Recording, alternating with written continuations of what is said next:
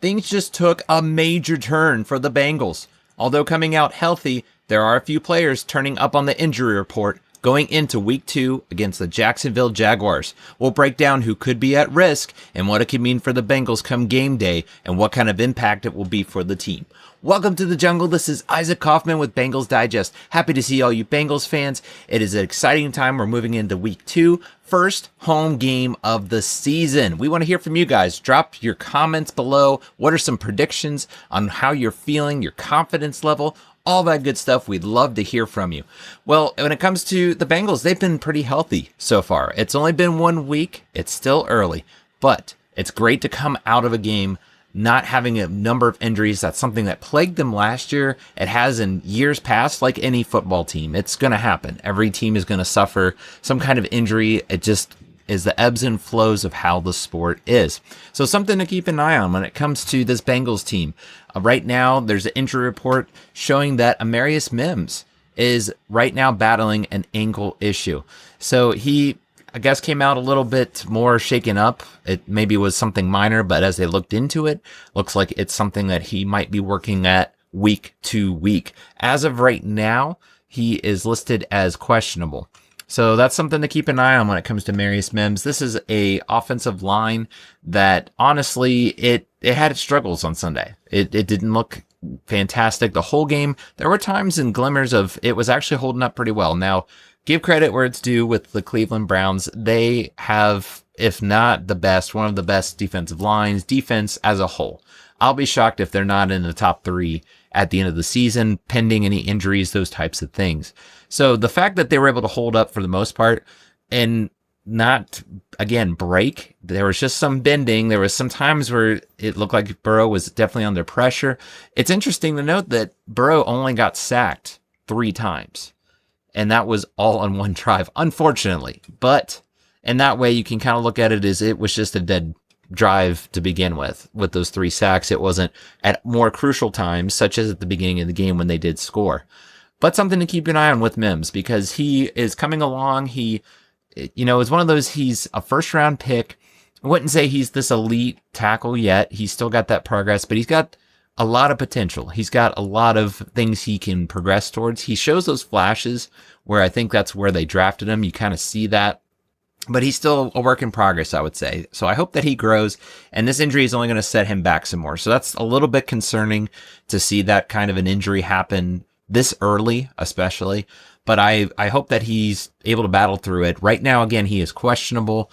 It'll be up in the air whether to see if he starts. You're talking as backups. Cody Ford is probably going to be the guy to kind of step in and replace, because he is more of that tackle. That seems like where they're comfortable. Cody Ford has also played the guards, but they also have Jalen Rivers, who's played in the guard position. He's also been a tackle converted to guard, so it'll be interesting to see. But I think that's the game plan of backups. You already have Lucas Patrick that was put on IR, that's going to be out for at least 4 weeks. So the injuries are kind of starting to build a little bit. They're I would say, more on the minor side. You have a few of those guys that you knew were going to be out all year, such as Eric All, those types of things on the injury report. But it's still interesting to look, again, if this is going to be a nagging issue. So there's also William Wagner that pulled. He was the long snapper. He's a long snapper, excuse me. And that he turned up as well. But other than that, it looks like the Bengals are going to be kind of clean when it comes to being healthy. And that's what you want to see. That's encouraging going into a matchup at home. Get all these guys ready to go. It's going to be a tough matchup. I mean, the Jaguars, they actually had a pretty good running game. I'm excited to see what that kind of matchup will be, because Jacksonville is kind of known with Trevor Lawrence. He's more of that air attack with those weapons. But, yeah, on the ground, they had about 150 yards. So the Bengals only giving up about 2 yards per carry to the Browns. Is that going to transition over? I think that's the matchup to watch out for. And so far, no injuries on the defensive side as of right now. Something to keep an eye on, though, I would watch for Geno Stone.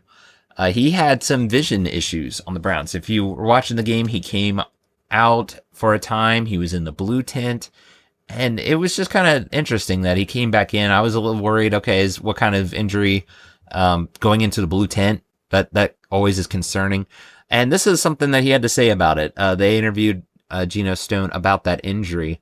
He said, I went in the tent and they put drops in. And when I came out, they asked how it looked. And I said it was still a little blurry. When I'd come out and the air would hit it, it would get blurry again. Eventually, I said just put a visor on my helmet and see if that helps. And it did. This isn't good. I mean, he just kind of put a Band-Aid on it, so to say, with a visor. So this is something to keep an eye on. Is Geno Stone going to be healthy, ready to go come Sunday? I don't know. This is kind of concerning.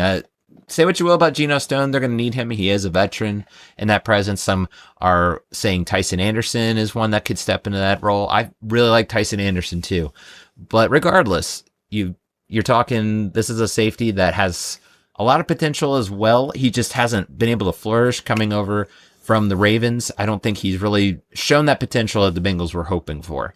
But keep an eye on him. He could be one guy that's out come Sunday too. As much as he hasn't been shown up on the injury report, I'm very interested to see if they touch on that more, because I wasn't expecting vision being the problem that was going on Sunday when he was taken out. I mean, yes, a safety, you got to have your vision. So I would think it would impact you in some way. Just stay tuned on that. It's hard to say, but this is going to be a matchup. This is going to be something for Zach Taylor, because it's interesting to note he has never won with the Bengals on week 2. He is 0-6 when it comes to week 2. Got to get that fixed. Got to get that addressed for sure. I hope that this is going to be a trend that we see broken. They already broke it with winning in week 1.